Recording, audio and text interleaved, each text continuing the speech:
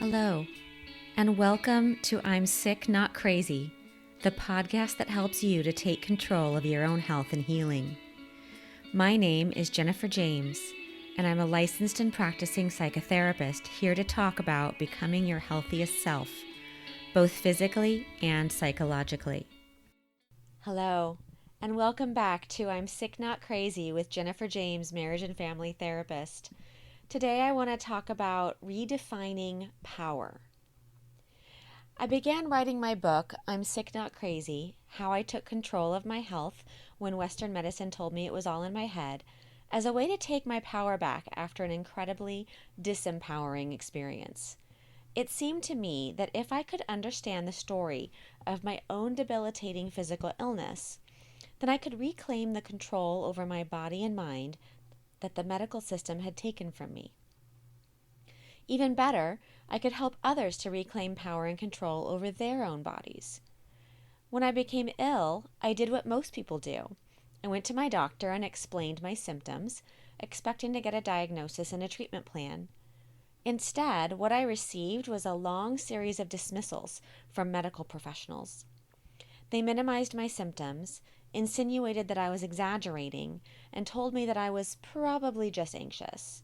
By the end of a year and a half of severe illness, my energy to ask Western medicine for the help that I needed was utterly depleted. I realized that I was just one small person, and that the medical system was vast and powerful. And my voice was simply too tiny to be heard. Instead of giving up, however, I gathered my energy back to myself and began to find other ways to heal. By taking my power back and seeking my own wellness, my own way, I saved my own life. Unfortunately, many people going through similar situations don't realize that they even have the option of reclaiming their own power, which is what I want to talk about today. For centuries, power has been defined as having power over others, the might makes right philosophy. Kingdoms were created where one person had ultimate power over others. People with physical strength or with superior weaponry or technology have subdued others in order to take resources from them. Hierarchy can be found today in all areas of life. In the corporations that we work for, where labor is underpaid in order to concentrate wealth in the hands of a few, and in governments that take from the people that they govern and give little back. And of course in the medical system, which overcharges for care that is questionably helpful and often leaves people bankrupt. These hierarchies don't work. They concentrate wealth, resources, and authority in the hands of the few. They define power as having power over others. Yet I believe that power is something very different. I believe that power is defined in all of the ways that people take control of themselves and their own futures. And I believe that power is found in communities of equals who work together towards a common goal that is helpful and enriching to everyone. When I realized that asking Western medicine to save me wasn't working, I had to reevaluate. I had to practice radical acceptance of the fact that my body was likely never to be the same, and that mainstream sources of medical assistance weren't going to help me. I had to start researching other ways to get what I needed in order to get well, and I had to trust my own intuitive knowing that there are many ways to heal, not just the one that capitalism says is right. I had to take my power back to myself and take charge of my own life and health. There could be many ways that you're giving your power away. You could be staying in a relationship that doesn't serve you and will never give you the future that you want.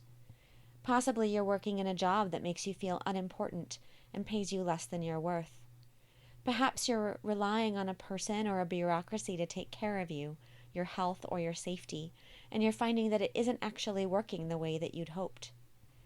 Consider, are there ways that I could take my power back? Are there ways that I've been giving my power away that aren't serving me? Is it possible to move away from hierarchy and toward equality and community?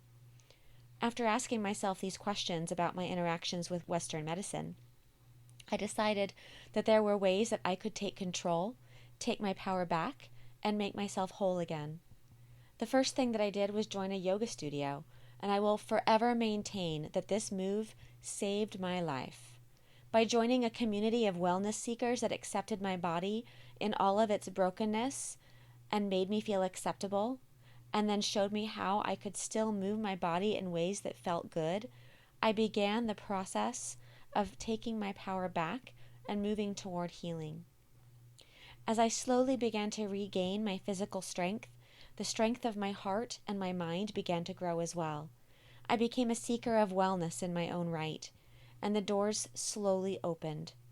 After yoga, massage became part of my healthcare routine, and the stuck and stagnant parts of my body began to move and soften. Then acupuncture and craniosacral therapy became pieces of my healthcare puzzle. I know that my body will never be like it was before my illness, and that I will always need to work to maintain my health. However, I am thrilled to be able to tell you that by taking back my power over my own body and healing, I succeeded in creating a body that works. Not only am I well enough to function, but I thrive. People laugh at how much energy I have to be productive, and they joke that I accomplish as much as 2 or 3 people usually do. They're right, and it's because I embody my own power now. I don't wait for permission. I decide what is right for me, and I go after it. I trust myself.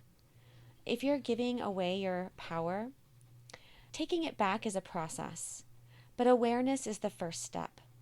Once you're aware, you can start to move away from the old definition of power over and towards the new definition of power within yourself and power in community. Rather than calling you out, I'm calling you in to a new way of being with yourself and those around you, and I support you in every step of your journey. Thank you for listening. Take good care, and I look forward to talking to you next week. Thank you for listening to this week's I'm Sick Not Crazy podcast with myself, Jennifer James, MFT. Please remember that this podcast is educational in nature and that it's not intended to substitute for medical or psychological advice.